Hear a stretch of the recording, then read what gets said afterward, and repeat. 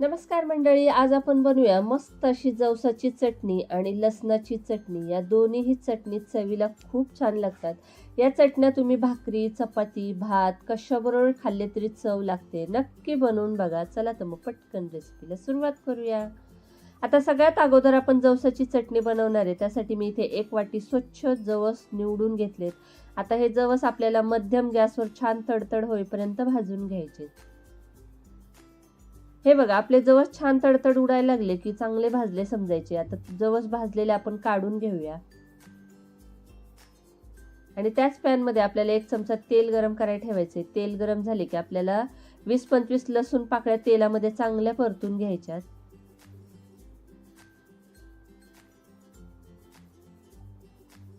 लसूण पाकळ्या छान परतल्या की आपल्याला 1 वाटी कढीपत्ता घ्यायचा आहे. कढीपत्ता आपल्याला छान कुरकुरीत होईपर्यंत तेलामध्ये परतून घ्यायचा आहे.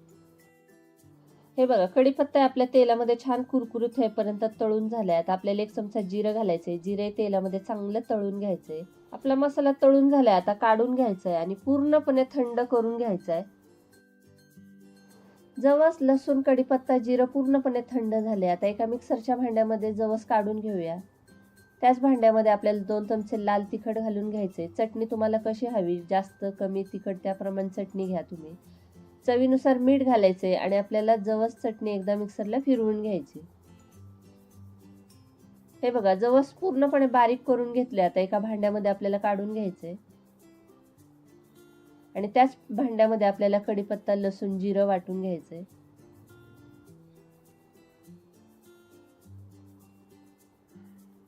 हे बघा, कढीपत्ता, लसूण, जिरं वाटून झाले की त्याच्यामध्ये 2-3 चमचे आपल्याला वाटलेली तिळाची चटणी घालून घ्यायची आणि एकदा मिक्सरला फिरवून घ्यायचे.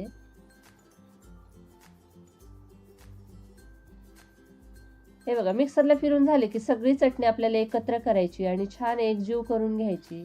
आपण लसूण तळण्यासाठी तेल घातलं होतं, ते तेल खूप छान होतं ह्या चटणीमध्ये. आता पूर्णपणे आपल्याला एकजीव करून घ्यायचंय लसूण, कढीपत्ता, चटणी.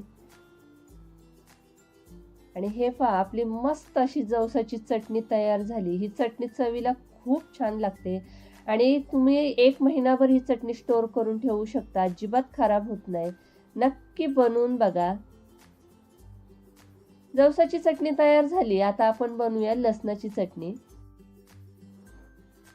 लसणाची चटणी बनवायची त्यासाठी मी इथे 10-12 शंखेश्वरी मिरच्या गरम पाण्यात 2-3 तास भिजवून घेतल्यात.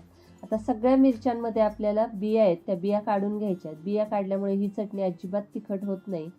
त्यामुळे सगळ्या मिरच्यांमधले मी बिया काढून घेते.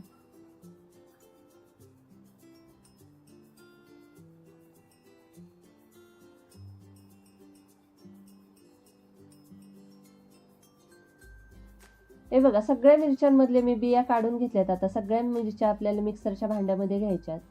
याच्यामध्ये 1 ते 1.5 इंच आल्याचे तुकडे, 20-25 लसूण पाकळ्या, 1 चमचा जिरं घालायचे, चवीनुसार मीठ घालायचे आणि ही चटणी पाणी न घालता आपल्याला बारीक वाटून घ्यायची. हे बघा, आपली चटणी मस्त अशी वाटून झाली.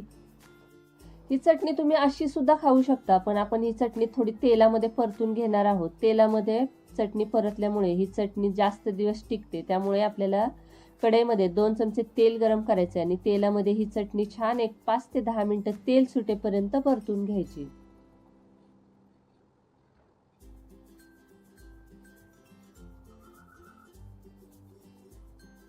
हे बघा, मस्त असं चटणीला तेल सुटले, तुम्ही पाहू शकता आणि आपली मस्त झणझणीत अशी लसणाची चटणी तयार झाली. ही चटणी तुम्ही भात, भाकरी, चपाती कशाबरोबर खाऊ शकता. खूप छान लागते. नक्की बनवा आणि आजच्या जर रेसिपी तुम्हाला दोन्ही आवडल्या असतील तर माझ्या चॅनलला लाईक आणि सबस्क्राईब करायला विसरू नका.